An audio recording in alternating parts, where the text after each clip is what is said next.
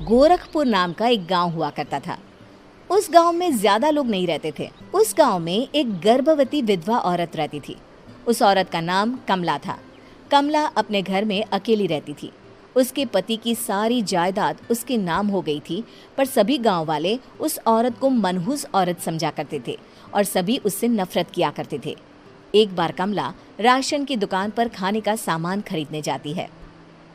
भैया जी, जरा 1 किलो दाल चावल देना। अरे हाय हाय हाय हाय हाय हाय! अरे मनहूस औरत, मेरी दुकान में अपशुगन करवाने आ गई क्या? हैं? चल जा यहाँ से, मैं कुछ नहीं देने वाला हूँ तुझे। भाग भाग यहाँ से, चल जा, निकल। भैया जी, ऐसा मत कहिए, मैं गर्भवती हूँ, मुझे खाने की बहुत ज़रूरत है, मुझे खाना दे दीजिए। दुकानदार कमला को वहां से धक्के मारकर भगा देता है। तभी कमला रोते रोते उस गांव के किन्नरों के इलाके में आ जाती है। गांव वाले किन्नरों को उसी इलाके में रखा करते थे, क्योंकि वो लोग किन्नरों को पसंद नहीं करते थे और उनके इलाके में रहने से मना करते थे। तो किन्नरों ने उसी गांव में अपना एक इलाका बना लिया था। जब किन्नर लोग देखते हैं कि एक गर्भवती महिला रोते रोते उनके इलाके में आ गई है, तो सारे किन्नर कमला के पास जाकर उसका हाल पूछने लगते हैं।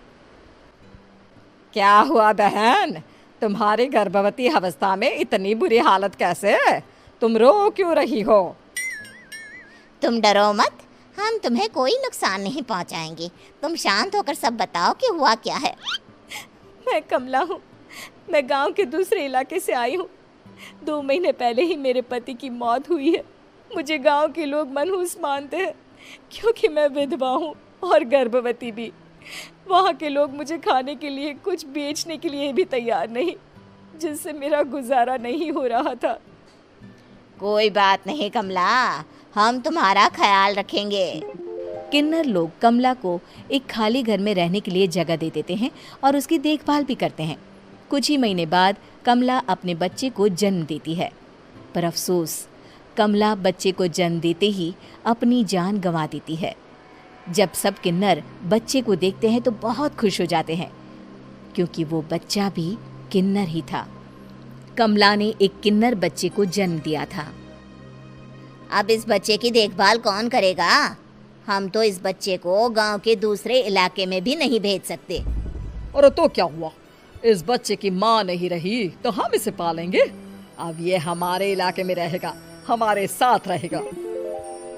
फिर वो किन्नर उस किन्नर बच्चे को गोद ले लेते हैं, उसका नामकरण कराते हैं। उस किन्नर बच्चे का नाम शक्ति रखा जाता है। देखते ही देखते शक्ति बड़ी होने लगती है। उसके रंग रूप बहुत सुंदर थे। वो बहुत सुंदर किन्नर दिखती है। एक दिन शक्ति एक किन्नर से पूछती है, माँ जी सुनिए ना, ये गांव के दूसरे इलाके में भी तो लोग रहते हैं, तो हम वहाँ क्यों नहीं जाते? हम उनसे अलग क्यों रहते हैं? शक्ति, क्योंकि वो लोग हमारे जैसे नहीं, वो लोग हमें पसंद नहीं करते, इसीलिए हम उनसे अलग रहते हैं। क्यों? वो हमें क्यों पसंद नहीं करते? मुझे एक बार उस इलाके में जाना है, मैं एक बार वहाँ जाकर घूम कर आऊँ। शक्ति, खबरदार, जो तू उस इलाके में कभी भी गई तो अपनी जान नहीं गंवाना चाहती तो उस इलाके में कभी कदम भी नहीं रखेगी, समझी? इतना कहकर वो किन्नर वहाँ से चली जाती है। शक्ति उस किन्नर की बात सुनकर बहुत रोती है। माँ जी, ऐसा कैसे कह सकती है? उन्होंने इतनी सी बात के लिए मुझे इतना डांटा। अब तो मैं उस इलाके में ज़रूर जाऊंगी। फिर एक दिन शक्ति गांव के दूसरे इलाके में चुपके से जाती है। ये लोग तो हमारे जैसे ही इंसान हैं, तो ये हमसे नफरत क्यों करते हैं? जब शक्ति उस इलाके में पहुंचती है तो गांव के सारे आदमी उसके रूप से मोहित हो जाते हैं। वो लोग ये अंदाज़ा नहीं लगा पाते कि वो किन्नर है। शक्ति की सुंदरता देखकर सारे गांव वाले उसकी तारीफ करने लगते हैं। तभी गांव का चक्कर लगाने गांव के जमींदार का बेटा हर्ष वहां पहुंचता है। हर्ष भी दिखने में बहुत सुंदर होता है। जब हर्ष ने शक्ति को देखा तो वो भी उससे मोहित हो गया, और जब शक्ति की नज़र हर्ष पर पड़ी तो वो हर्ष को देखकर मोहित हो गई। आपको पहले कभी इस गांव में देखा नहीं। इस गांव में आप नए हैं क्या? जी नहीं, वो मैं बस। तभी शक्ति बोलते बोलते रुक जाती है और मन में सोचने लगती है, अगर मैंने इनको बता दिया कि मैं दूसरे इलाके से आई हूँ तो वो समझ जाएंगे कि मैं किन्नर हूँ, इसलिए मुझे इनसे झूठ ही बोलना पड़ेगा। शक्ति हर्ष को कहती है, जी हाँ, मैं इस गांव में नई आई हूँ, यहाँ अकेली रहती हूँ। वैसे आप कौन है? आप भी इसी गांव में रहते हैं? जी हाँ, मैं इस गांव के जमींदार का बेटा हूँ। आपको किसी भी चीज की जरूरत पड़े तो आप मुझे बता देना, मुझे अच्छा लगेगा। ऐसे ही शक्ति और हर्ष एक दूसरे से रोज मिलने लगते। वो दोनों अपने प्यार का इजहार करने एक दूसरे से मिलने जाते हैं। तभी शक्ति का पीछा करते करते एक किन्नर वहां आ जाती है। शक्ति, शक्ति, मैं तुमसे बहुत प्यार करता हूँ। मैं तुमसे शादी करना चाहता हूँ। क्या तुम मुझसे शादी करोगी? हाँ हर्ष, मैं तुमसे शादी करूँगी, पर मैं तुमको अपने बारे में एक सच्चाई बताना चाहती हूँ जो मैंने तुमसे छुपा कर रखी है। तभी उनके बीच में ही वो किन्नर आ जाती है। शक्ति, तेरी हिम्मत कैसे हुई ऐसा करने की? वो किन्नर शक्ति को खींचकर गांव के जमींदार के पास ले जाती है। हर्ष भी वहां शक्ति को बचाने के लिए पहुंच जाता है। जमींदार शक्ति और हर्ष के प्यार के बारे में सुनकर गुस्से में आ जाता है और शक्ति को गांव के बाहर निकालने की सजा देता है। शक्ति ये बात सहन नहीं कर पाती और कुएं में कूदकर अपनी जान दे देती है। जमींदार हर्ष की शादी गांव की एक लड़की से करवा देता है, पर हर्ष इस शादी से खुश नहीं होता।